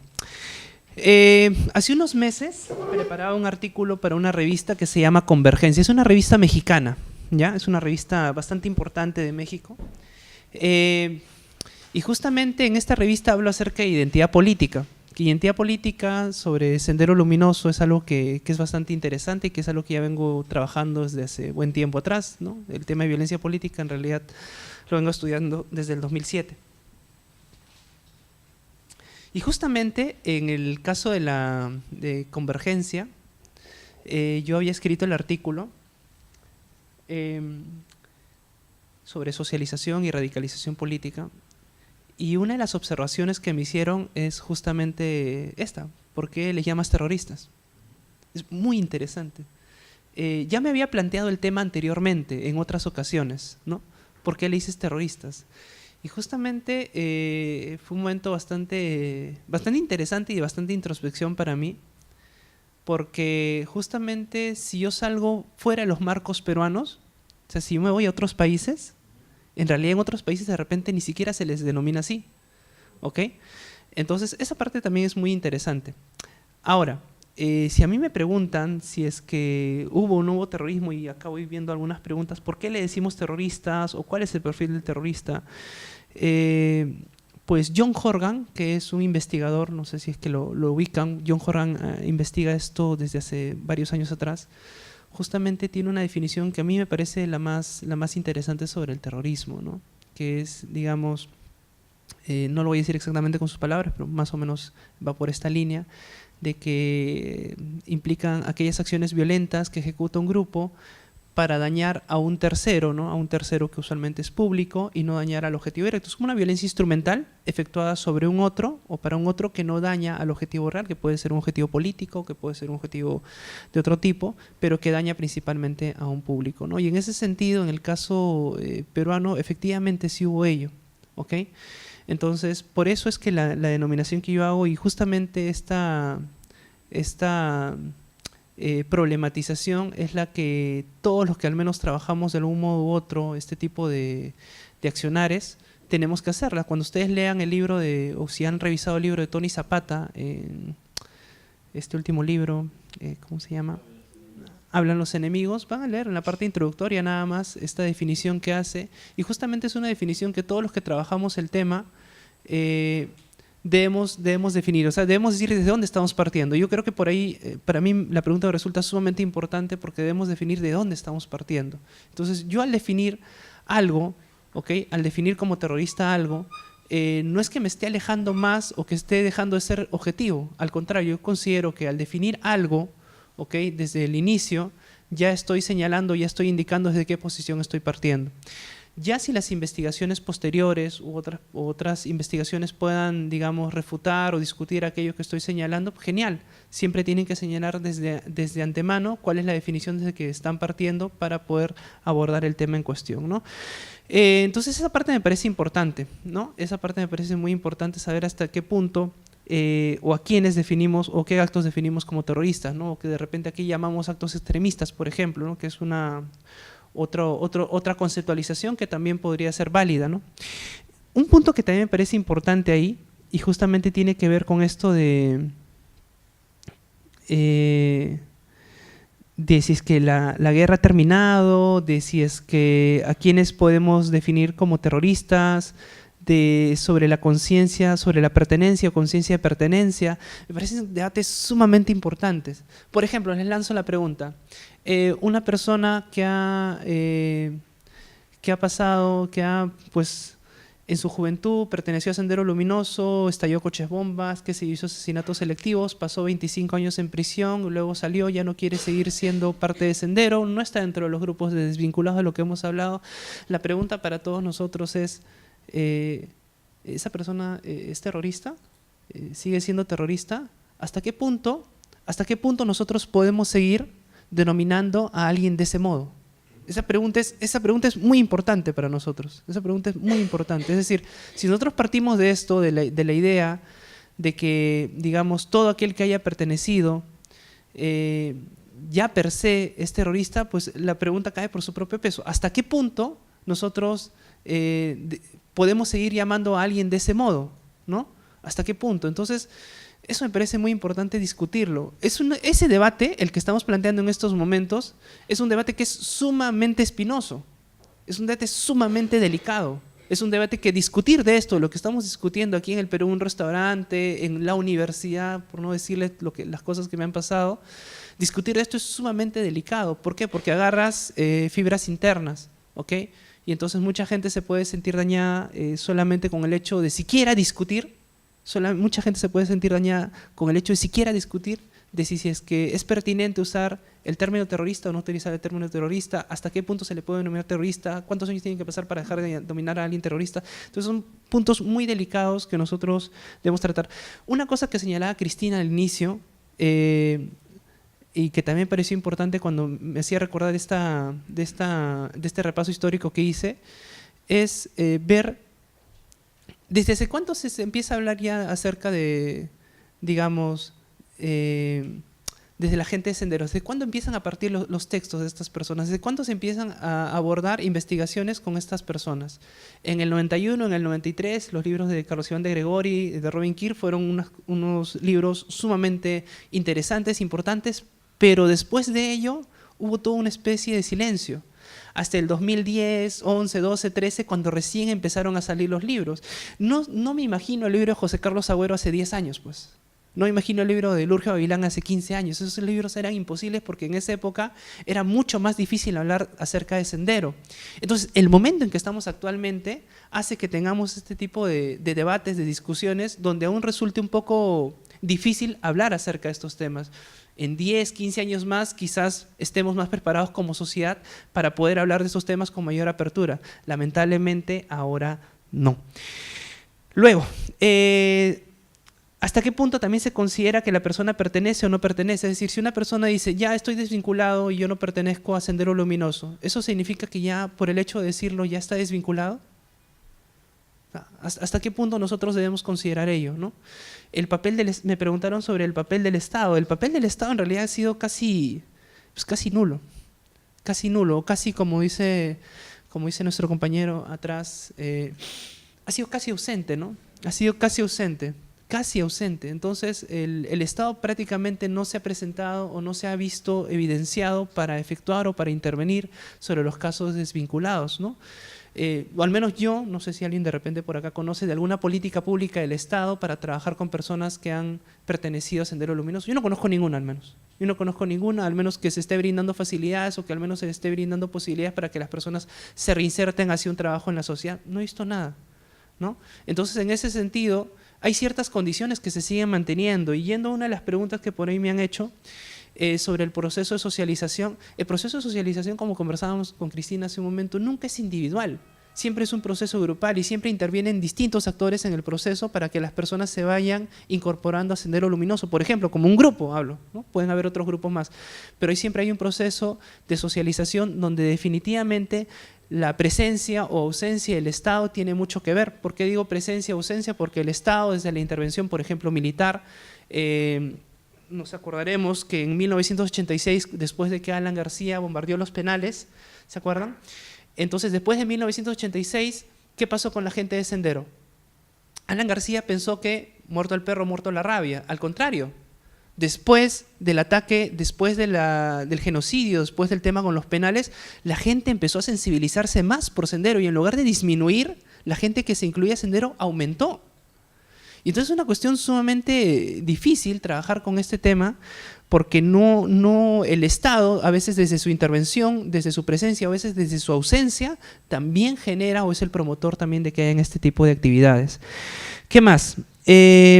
Una pregunta interesante. ¿Hay que desvincularse para rehumanizarse? Una pregunta que me deja pensando, preguntaría también, ¿es que las personas que pertenecían a Sendero Luminoso, y me hago la pregunta nuevamente a mí, necesariamente estaban todas deshumanizadas o había personas que estaban dentro de Sendero Luminoso que lo veían realmente, efectivamente, como una opción de vida agradable para ellos, ¿ok? Porque de hecho, estar dentro de Sendero Luminoso los enmarca dentro de un ideal moral que los hace considerar todo aquello que hacían como bueno, ¿no? O debido, ¿no? Es la teoría del valor sagrado, ¿no? Es el hecho de que no tiene nada que ver con religión, por si acaso, que es el hecho de considerar un valor como sagrado y adscribirse ese valor y pase lo que pase, hacer las cosas en función de ese valor, independientemente de quien esté al costado, tengo que apuntar todo hacia ese valor. Entonces, en ese sentido, podría decirse que las personas que estaban dentro de Sendero Luminoso estaban totalmente deshumanizadas. Voy a poner ahí los puntos suspensivos porque es una respuesta que quizás nos falta investigar más. ¿Okay? Las investigaciones sobre este punto, sobre los estudios de Sendero, no llevan ni 10 años. O sea, los estudios serios de Sendero no llevan ni 10 años. ¿Se ha escrito de Sendero? Sí, pero se ha escrito desde un otro, lo dije al inicio. Los senderistas eran así, ¿no? Los senderistas hacían eso, eran poco más que monstruos, eran poco más que robots. Pero desde hace unos años, desde hace solamente algunos años, se está estudiando realmente a Sendero Luminoso. Y como diría Carlos Iván de Gregori y también Kimberly Taydon, pues se piensa que a veces Sendero es el extraterrestre, cuando en realidad no era el extraterrestre, podía ser uno más. Es más, si estuviésemos en los 70 y 80, muchos de los grupos se planteaban las acciones armadas como acciones viables. Muchos, no era uno, no era dos, eran muchos grupos políticos que se planteaban las acciones armadas como acciones viables. El hecho de que Sendero lo hizo, eso les otorga a ellos, les otorga un sentido de valor mucho más por encima de los otros, por eso es que se sienten orgullosos. ¿Ok? Entonces, repito, estoy explicando a Sendero desde el mismo grupo, ¿no? ¿Qué más? ¿Cómo era esta definición, esta desvinculación antes y esta desvinculación después, ¿no? Antes del 93 y después del 93 es muy interesante también. Veamos. Se piensa que Sendero Luminoso constituye un todo uniforme. No es un todo uniforme, es un todo que tiene ciertas variaciones. Hay la gente que inició en el 70, por ejemplo, Sendero Luminoso, digamos que son cuando entraron estas personas, digamos, más por apreciación cognitiva, más, digamos, vinculados y que tenían un arraigo más ideológico y mucho menos pasional, pues fueron, digamos, la primera generación que participó en Sendero Luminoso. Posteriormente a ello, ya a fines del 81, inicio del 82, cuando ya empezaron las acciones armadas, hubieron también mucha gente que participó en Sendero, pero eran más gente, digamos, de una segunda generación, ¿no? De una generación mucho más pasional. Digamos lo que decía Cristina también hace un momento, había gente que se metía a Sendero sin siquiera estar radicalizada políticamente. No les he contado la anécdota que me contó justamente una de estas personas, uno de mis entrevistados, que en una oportunidad una señorita dijo, yo quiero pertenecer a Sendero. Bueno, ya. ¿Por qué? Es que mataron a mi novio, ¿no? Mataron a su familia y entonces estoy muy molesta con el Estado y quiero responder ante ello. Entonces le dijeron a ella, esta persona, justamente al que entrevisté, me dijo, bueno, pero va a haber una acción, ¿no? Ellos le decían, no le decían acción armada, obviamente le decían va a haber una fiesta, va a haber una actividad, esos eran sus términos, ¿ok? Entonces, va a haber una actividad, ¿vas a participar? Bueno, entonces a los meses participó en esa actividad. La señorita no conocía nada acerca de lo que era comunismo, acerca de lo que eran principios básicos del marxismo, nada acerca de quién era Mao Zedong, ni nada de ello. No sabía nada de ello, ¿ok? Se había incluido a Sendero Luminoso no tanto por una radicalización política, sino más bien era una radicalización más de corte pasional, ¿no? Donde se había incluido. Ahora, esas personas, así como, bueno, y obviamente la parte final de esto es que al final la señorita muere, ¿no? Entonces vamos a ver que hay personas que están radicalizadas y que no necesariamente efectúan acciones terroristas o extremistas y viceversa, ¿no? Hay personas que efectúan acciones terroristas, extremistas y que no necesariamente están radicalizadas. Entonces, habiendo ya explicado ello, es importante señalar que las personas que se desvincularon antes, como ya lo señalan algunas tesis, por ejemplo, La voluntad encarcelada de José Luis Renique, donde hay desde las prisiones, desde los sistemas penitenciarios, hay sistemas de control interno para los mismos senderistas. Si nosotros recordamos más o menos la idea del panóptico de Foucault, hay una especie de ojo que todo lo ve. Entonces, dentro de las prisiones existía también ello, estos popular 1000 ojos y 1000 oídos, de los cuales nosotros ya hemos escuchado antes, en los cuales las personas que estaban dentro de Sendero Luminoso se veían continuamente vigiladas por ellas e inclusive se ejercían modos de control, modos de coacción física, modos de coacción moral, para que las personas puedan ejercer determinados tipos de conductas. Inclusive en algunos momentos llegaban a la agresión física. Sin embargo, ya en los últimos tiempos, desde el 2000 hacia adelante, ya después de la caída de Fujimori y todo lo demás, ya las personas que se desvinculan, digamos, ya no sufren aquella persecución de la cual sí sufrían antes, ¿no? Ya no son tan, digamos, tan mal vistas e inclusive pueden llegar, en relación a lo que decía Dini hace un momento, pueden llegar a ser cierto tipo de intercambio y cierto tipo de relaciones entre uno y otro pabellón de desvinculados y no desvinculados, de tal modo que hay un tipo más de fluidez en las relaciones, no como se veían hace 10 o hace 15 años atrás, que eso también es otro punto importante. Pues el ser desvinculado tiene que ver con la participación definitivamente, ¿no? La participación política, y es algo que ya no lo llegué a presentar aquí en las diapositivas, pues sí lo tenía inicialmente, pero para efectos de avanzar más rápido no lo llegué a presentar, es que justamente los distintos modos de participación afectan en la desvinculación. Hay personas que solamente pertenecen, digamos, tienen una pertenencia nominal y hay otros que tienen una pertenencia de conciencia, ¿no? Una conciencia de pertenencia. Entonces, quienes tienen una pertenencia nominal obviamente se ven menos afectados a desvincularse porque solamente pertenecen ahí por el nombre, ¿no? Pero más no están vinculados profundamente. Pero hay quienes tienen una conciencia de pertenencia mucho más alta y justamente a ese tipo de personas que tienen una conciencia de pertenencia mucho más alta les cuesta aún desvincularse. Y el desvincularse tampoco es un proceso sencillo. O sea, tampoco se piense aquí que yo vengo a explicar las cosas de una manera sencilla. Es un proceso largo, es un proceso que pasa por cierto tipo de frustraciones, es un proceso que pasa por cierto tipo de, digamos, nuevas percepciones, nuevas construcciones acerca de su entorno. Entonces, tampoco es un proceso sencillo. en las entrevistas se ha dejado la puerta abierta que nos conduzca a creer que las posturas podrían variar o van a cambiar, o qué factores pueden conducir a lo que hacían antes. De los entrevistados, de las personas que yo entrevisté, me decía que justamente que lo peor de los que estaban vinculados, ¿no? Me decía que lo peor que les pudo haber pasado a él es que lo hayan atrapado, porque ha dejado de hacer todo lo que estaba haciendo antes. Sin embargo, en el caso de los desvinculados en la medida que quieren alejarse de Sendero Luminoso, buscan ser lo más distinto posible a ellos, entonces buscan inscribirse como un grupo externo distinto. En ese sentido, la situación del Estado, la situación de las condiciones sociales que existen en el entorno, pueden hacer que las personas puedan volver a radicalizarse. Sí, las personas pueden volver a radicalizarse, así como hay personas que se desradicalizan, hay personas que pueden volver a radicalizarse. ¿Y esto por qué se hace? Pues por las condiciones sociales que eminentemente existen en un país. Hace tiempo me preguntaban si es que tú crees que Sendero vuelva a resurgir, y yo definitivamente digo que no. O sea, mi respuesta siempre es categórica, mi respuesta es que no.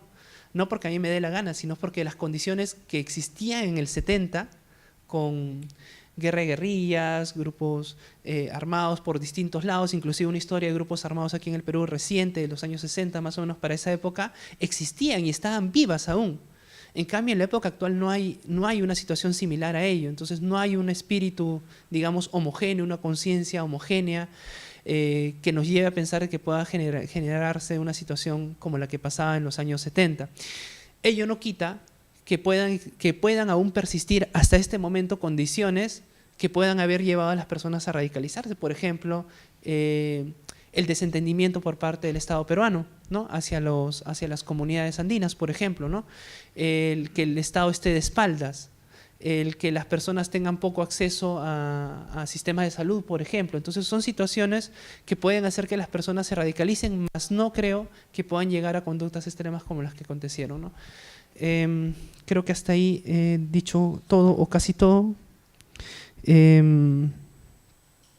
Obviamente, una de las cosas que siento yo que le falta al Estado peruano es trabajar sobre programas de desradicalización. No hay programa de desradicalización. Una vez que la persona entra a Sendero y sale de Sendero, se desvincula de esta, la persona queda prácticamente en el aire. Y no se trabaja con esas personas. Por ejemplo, los chicos que van escribiéndose o que van teniendo ideas más de corte extremista, pues no se hace nada por identificarlos o por trabajar con estas personas. O sea, simplemente pues, están ahí, al aire. Y eso es una de las cosas o de las grandes ausencias que siento yo que aún seguimos teniendo como sociedad y que pues de no resolverse pues pueden llevar a situaciones aún más extremas, ¿no? Eso es lo que tendría que decir. Muchas gracias. Gracias, Eli. ¿Algunas cosas que quisiera agregar, Cristina?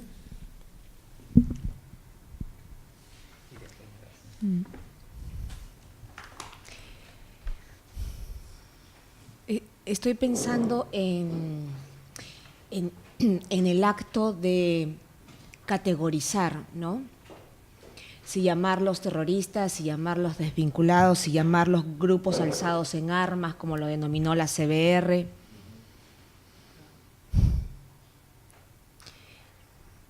¿Hasta qué punto es importante? No voy a decir ninguna respuesta clara, yo misma me lo estoy preguntando. ¿Hasta qué punto es importante pensar en darle una denominación? No, la verdad que no lo sé. Honestamente, yo utilicé la palabra, cuando yo redacté mi tesis, yo utilicé la palabra grupos alzados en armas, porque quería ser políticamente correcta también, porque era la CBR lo que había propuesto. Pero yo hasta el día de hoy, si hablo de forma coloquial con mis amigos, yo podría utilizar incluso adjetivos que muchas veces los conocemos, el terruco, ¿no? Y resume ya todo, porque me parece muy largo la palabra grupos alzados en armas. Pero esto es un ensayo de respuesta en realidad. Usted decía, ¿por qué es importante categorizarlos? ¿Por qué darle una categoría? Yo creo que la categoría sí es importante darla, pero eso no quita que también sean sujetos. Y sí es importante dar la categoría desvinculados, porque definitivamente sí hay una diferencia, y eso sí me parece interesante ponerlo, porque si no caemos en lo mismo y decir, y no darnos cuenta de que hay sujetos, o sea, hay personas, e incluso dentro de los desvinculados, hablamos de desvinculados por una cosa también práctica, pero incluso cada uno de ellos son sujetos completamente distintos y por razones completamente distintas, por qué entraron, por qué salieron o por qué continúan, en fin, muy complejas. Pero sí es importante, y yo lo planteo desde el tema de la responsabilidad, porque justamente me permite saber quién asume o se asume como responsable y quién no. Y donde según mi trabajo o las cosas que hemos visto con otras personas, es que son en estas personas en las que puedes encontrar discursos que parten desde sus experiencias y ya no un discurso homogéneo que parte desde una ideología de masa o de partido. Entonces, yo sí considero importante hacer esa diferencia. Ahora, yo no considero que sigamos en un momento de guerra, o sea, no estamos en los 80s ni en los 90s como fue definitivamente, pero sí, o sea, eso por un lado, ¿no? Dejar claro, eso es, no sé si alguien tiene. Sí, gracias también por los comentarios. Hay una cosa que me queda medio en el aire, Eli, este tema de la radicalización o esto que tú propones de la desradicalización. No sé si solamente la radicalización la puedes encontrar en la gente de sendero. O sea, eso es una cosa que mientras haya brechas, mientras haya frustración, mientras no haya oportunidades dentro de la realidad donde vivimos, la radicalización va a atrapar y va a ser de distinta índole, inclusive hasta de la extrema derecha. Me pongo a pensar solamente en los senos caceristas, ¿no? O sea, que también es otra forma de radicalización de personas frente a un Estado, pues, ausente, ¿no? Y otra cosa más, el tema de los desvinculados. Es cierto lo que dijo uno de los que preguntaba, bueno, la muestra es pequeña también porque por la complejidad también de la investigación. Claro, porque en los desvinculados, y ahí cojo con la pregunta, los niveles de desvinculación. El que llega a un pabellón y solamente tiene la condición de masa, ¿es más fácil su desvinculación? Probablemente que sí. Mientras que el que tiene un cargo, que tuvo afuera un cargo, ya sea de responsabilidad, cuadro, dirigente, la cosa se pone un poquito más complicada, ¿no? Entonces hay que reniega, de la organización, entonces decide por opción pragmática, por una cuestión también, el contexto también es importante, o sea, el pabellón de los desvinculados se genera más o menos en los años 94-95, con las primeras comunidades cristianas que se van formando en los pabellones, en cada uno de ellos, como gérmenes. Ya después se forma con Hubert Lancier el pabellón de los desvinculados. Y la entrada de la religión. La entrada de la religión es bien importante, tú lo detallas, tú lo escribes, hay partes en la cual es importante para algunos de estos desvinculados, pero para otros es un tema bastante pragmático. Me vinculo con la religión, así ese va a ser mi pasaporte para ir al pabellón de los desvinculados. Porque ese era uno de los requisitos, las comunidades cristianas.